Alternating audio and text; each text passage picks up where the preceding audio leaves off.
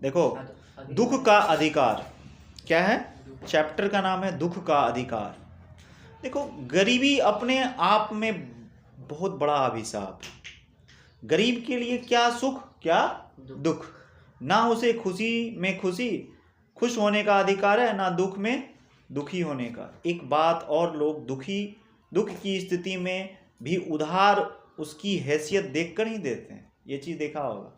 अगर ये गरीब है तो उसको पैसे उतने ही देते हैं ताकि ये समझ सकता है कि इतना तक चुका सकता है। उसकी हैसियत देख कर के क्या होता है, उसको जो है पेमेंट किया जाता है, उसको कुछ दिया जाता है।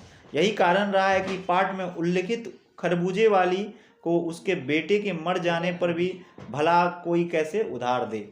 आखिर दुख में भी तो सहूलियत पर निर्भर करता है।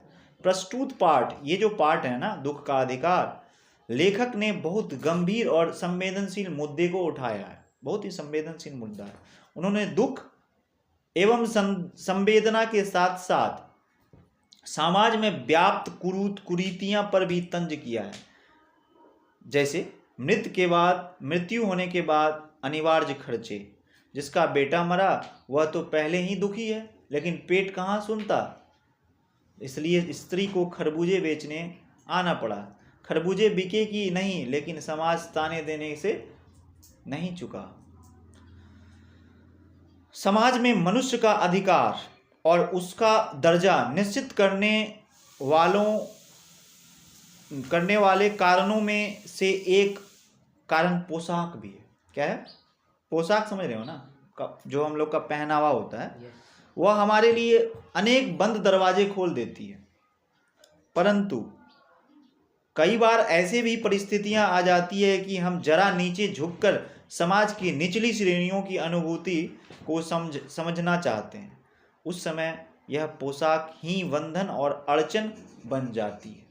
कुछ खास परिस्थितियों में हमारी पोशाक हमें झुक सकने से उसी प्रकार रोके रहती है जिस प्रकार वायु की लहरें कटी हुई पतंग को सहसा भूमि पर नहीं गिर जाने देती। बाजार में फुटपाथ पर खरबूजा का डलिया में कुछ जमीन पर बिक्री के लिए रखे जाने पड़ते थे। खरबूजे के समीप एक अधेड़ उम्र की स्त्री बैठी रो रही थी। खरबूजे बिक्री के लिए थे, परंतु उन्हें खरीदने के लिए कोई कैसे आगे बढ़ता। खरबूजे को बेचने वाली कपड़ों से मुंह छुपाए सिर पर घुटने पर रखे फपक कर रो रही थी। लोग घृणा से उसी स्त्री के संबंध में बात कर रहे थे। उस स्त्री का रोना देखकर मन में एक व्यथा उठी। पर देखो, समाज में जो वंचित लोग हैं, देखा होगा सब्जी कोई बेच रहा है, गरीब बूढ़ी आदमी है, ठीक है, गरीब बूढ़ी आदमी है, तो खरीदने वाला भी आजकल क्या सोचता है जानते हो? ये बुढ़िया के पास सब्जी जो है ना, गलत ही सब्जी हो, हाँ, इसको मत खरीदो। अब वो गरीबी के कारण सब्जी बेच रहा है, लेकिन लोग उसको जो है उससे भी ईर्ष्या रख रहा है। चलो स्टैंडर्ड सब्जी की दुकान में चलो। वो लोग भी अब जो है ना, अपने आप को जिस हिसाब से हैसियत देखने लगते हैं। ये नहीं समझ रहा है कि ये गरीब आदमी है, सब्जी बेच रहा है, उसे हम खरीद लेना नहीं। अगर घर में जरूरी है तब भी उसको खरीद लेंगे। ये होना चाहिए हमारी ह्यूमैनिटी। लेकिन हमारे यहाँ क्या है? हाँ, तो ये हमारी जो है, अगर उस स्थिति में हम वहां पे होते तो क्या होता?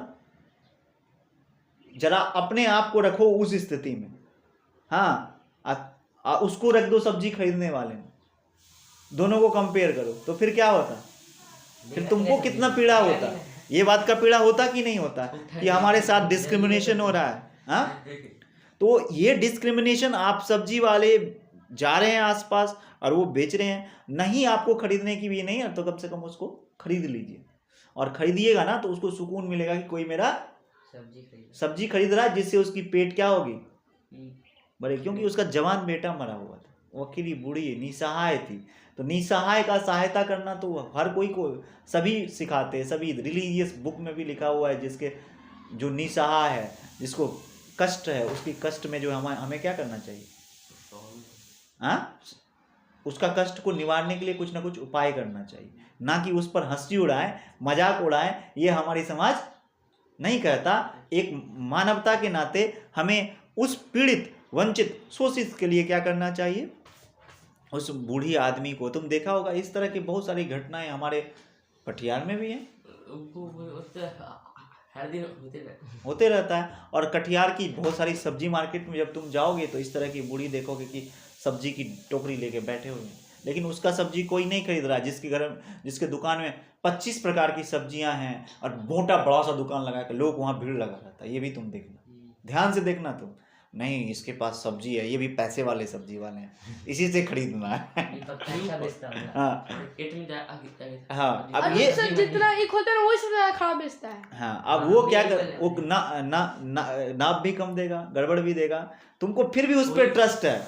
लेकिन जो बूढ़ी आदमी है वो सोच रही कि किसी तरह हम अगर 100 रुपया दिन में कमा लेंगे तो पेट मेरा भर जाएगा। वो पेट के लिए बैठी है, उसका कोई नहीं दुनिया में, लेकिन उसको हम क्या कर देते हैं, इग्नोर कर देते हैं। ये हमारे अंदर की ह्यूमैनिटी है आज के लोगों का। अरे ये ह्यूमैनिटी लेके कहाँ जाओगे, सब यहीं रह जाएगा, कुछ जाने वाला नहीं है साथ। कुछ जाता है क्या? ये मकान जो बनाया जिसने, वो ये क्या लेके चला जाएगा माथा पे, कहेगा नहीं अब हम जा रहे हैं तो साथ में लेके जाएंगे? ऐसा है? हम लोग जो पढ़ रहे हैं एक साथ अभी बात कर रहे हैं, क्या जरूरी है सब यहीं रह जाएंगे परमानेंट? नहीं, कोई परमानेंट नहीं है, कुछ भी, नथिंग इज परमानेंट ही है, सबको जाना है, ये दिमाग में रख लो। तो अगर ये बात अगर हमारे दिमाग में हो जाए कि सबको जाना है तो हम लोग कभी कभी कोई इसी तरह की एक्टिविटी में इन्वॉल्व ही नहीं होते। लेकिन लोगों के अंदर जो है ये जो है भावनाएं हैं कि नहीं। उस स्त्री का रोना देखकर मन में एक व्यथा उठी, पर उसके रोने के कारण जानने का उपाय क्या था? फुटपाथ पर उसके समीप बैठ सकने में मेरी पोशाक ही व्यवधान बन खड़ी हो गई। एक आदमी ने घृणा से एक तरफ थूकते हुए कहा, क्या जमाना है, जवान लड़के को मरे पूरा दिन भी नहीं बीता और ये बेहया दुकान लगाकर बैठे हुए। बताओ क्या कमेंट कर रहे। दूसरी साहिब अपनी दाढ़ी खुजाते हुए कह रहे थे, अरे जैसी नीयत होती है ना अल्लाह वैसे ही बरकत देता है। अब लोग ये भी कमेंट कर रहे हैं, कमेंटबाजी पे कोई छोड़ नहीं, मतलब पीछे नहीं रही। सामने के फुटपाथ पर खड़े एक आदमी दिया सलाई तिली से कान खुजाते हुए, अरे इन लोगों का क्या है, ये कमीने लोग रोटी के टुकड़े पर जान देते हैं, इनके लिए तो बेटा बेटी खसम लुगाई, धर्म ईमान सब रोटी का टुकड़ा। परचून की दुकान पर बैठे लाला जी कहा, अरे भाई इनके लिए मरे जिए का कोई मतलब नहीं हो, पर दूसरे के धर्म ईमान का तो ख्याल करना चाहिए। जवान बेटे के मरने पर 13 दिन का सूतक होता है और यहाँ ये सड़क बाजार में आकर खरबूजे बेचने बैठ गई। 1000 आदमी आते जाते हैं, किसी को क्या मालूम कि इसके घर में सूतक है, कोई इसके खरबूजे खा लें तो इसको ईमान धर्म कैसे रहेगा? क्या अंधेर है? आस पड़ोस की दुकानें से भी पूछने से पता चला उसका 23 बरस का जवान लड़का था। घर में उसकी बहू और पोती है। लड़का शहर के पास 1.5 बीघा भर जमीन में कछियारी करके परिवार का निर्वाह करता था। खरबूजों की डलिया बाजार में पहुंचाकर कभी लड़का स्वयं सौदे के पास बैठ जाता, कभी माँ बैठ जाती। लड़का परसों सुबह मुंह अंधेरे बैलों में से पके खरबूजे चून रहा था। गीली मेड़ के टरबट में विश्राम करते हुए एक सांप पर लड़के का पैर पड़ गया। सांप ने लड़के को डस लिया। लड़के की बुढ़िया माँ बावली होकर ओझा को बुलाई, झाड़ना फूकना हुआ, नागदेव की पूजा हुई। पूजा के लिए दान दक्षिणा चाहिए। घर में जो कुछ आटा और अनाज था दान दक्षिणा में उठ गया। माँ बहू बच्चे भगवान से लिपट को रोए, पर भगवान जो एक दफे चुप हुआ तो फिर ना बोला। सांप के विष से उसका सारा बदन नीला पड़ गया था। जिंदा आदमी नंगा भी रह सकता है, परंतु मुर्दे की नंगा कैसे विदा किया जाए? इसके लिए तो बाजार की दुकान से भी नया कपड़ा लाना ही होगा। ह्यूमैनिटी से जुड़ा हुआ ये चीज़ है, हर चीज़ में होता है, हर धर्म में होता है, ऐसा नहीं है। हाँ, चाहे उसकी माँ के हाथों में छन्नी कंगना ही क्यों ना बिक जाए। भगवान परलोक चला गया। घर में कुछ चूनी भूसी भी थी, सो उसे विदा करके भी चली गई। बाप नहीं रहा तो क्या, बच्चे सुबह उठते ही भूख से बिलबिलाने लगे। दादी ने उन्हें खाने के लिए खरबूजे दे दिए, लेकिन बहू का बदन बुखार से तवे की तरह तड़प रहा था। अब बेटे के बिना बुढ़िया को दुवन्नी चवन्नी भी कौन उधार देता। बुढ़िया रोते रोते आंखें पोंछते भगवान के बटोरे हुए खरबूजे की डलिया समेट कर बाजार की ओर चली। और चारा भी क्या था, बुढ़िया खरबूजे बेचने का साहस करके आई थी, परंतु सिर पर चादर लपेटे, सिर घुंघटों पर टिकाए हुए फपक फपक कर रो रही थी। कल जिसका बेटा चल बसा, आज वह बाजार में सौदा बेचने चली है। हाय रे पत्थर दिल। उस पुत्र वियोगिनी के दुख का अंदाजा लगाने के लिए पिछले साल अपने पड़ोस में पुत्र की मृत्यु से दुखी माता की बात सोचने लगा। वह संभ्रांत महिला पुत्र की मृत्यु के बाद 2.5 मास तक पलंग से उठ न सकी थी। 15-15 मिनट बाद पुत्र वियोग की मूर्छा आ जाती थी, और मूर्छा न आने की अवस्था में आंखों से आंसू ना रुकते थे। 2 डॉक्टर हरदम सिरहाने बैठे रहते थे, हरदम सिर पर बर्फ रखी रहती थी। शहर भर के लोग के मन में उनके पुत्र शोक से द्रवित हो उठे थे। जब मन को सूझ का रास्ता नहीं मिलता तो बेचैनी से कदम तेज हो जाते। उसी हाल में नाक ऊपर उठाए राह चलतों से ठोकर खाता मैं चला जा रहा था। सोच रहा था, शोक करने गम मनाने के लिए भी सहूलियत चाहिए, और दुख होने का भी एक अधिकार है। यशपाल जी लिखे इनको। हाँ, और इस कहानी में जो है ना, जो है बहुत ही जो है मर्माहक दृष्टि को जो यहाँ पर क्या किया है, बताया गया है। और बच्चों को भी इससे जो है सीख लेने की बात कही गई है। अब कोई भी किसी का जो है मजाक उड़ाए, अगर आपके पास पैसे हैं तो आपके लाश को देखने के लिए लोग बहुत बड़ी तादाद में आती है। देखा होगा, ये सब चीज़ होता है। मुखिया जी डेट हो गए हैं तो अब उसमें हुजूम लगेगा, उसकी जनाजे की अगर नमाज होगी तो उसमें बहुत सारा लोग आएगा। एक गरीब कम पैसे वाले लोग के यहाँ अगर कुछ ऐसा हो जाएगा उसमें 2-4 आदमी जाएगा, किसी तरह उसका कर दिया। ये सब क्या है? डिस्क्रिमिनेशन नहीं है, समाज में डिस्क्रिमिनेशन नहीं हो रहा है। ये हम कहेंगे हम एक हैं, लेकिन तो हम तो देख रहे हैं आंख के सामने ये डिस्क्रिमिनेशन हो रहा है। होता है कि नहीं? कोई बड़ा पैसा वाला अगर घर में है तो सब उसके यहाँ जाए। कोई गरीब के घर में अगर इस तरह की एक्टिविटी हो गई तो लोग उसके यहाँ नहीं पहुँचता है। वो रईसी दिखाता है, लेकिन आपको पता नहीं है कि वो रईसी जो यहीं तक सीमित है।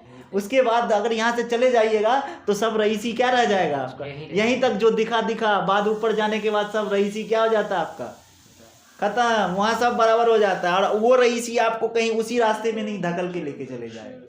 वहाँ पर तो देख नहीं रहा, वो रईसी आपको वहाँ मिलेगा जो आप एक दूसरे के गरीब की लाचार और बेबस के घर में आप नहीं गया था, और एक जो है आप गरीब के घर नहीं गया था और एक अमीरी दिखाया था। उस समय वो गरीब आदमी आपके घर नहीं आएगा, क्योंकि आपने उसको दिखा। उसको आपको भी सताने का उसको रास्ता है। यही ना समझें कि जो हम अपने आप को बहुत बड़े हैं यहाँ पे दिखा रहे हैं, तो उसको आपको कुछ समय के लिए मौका मिला है, तो इस मौका का आप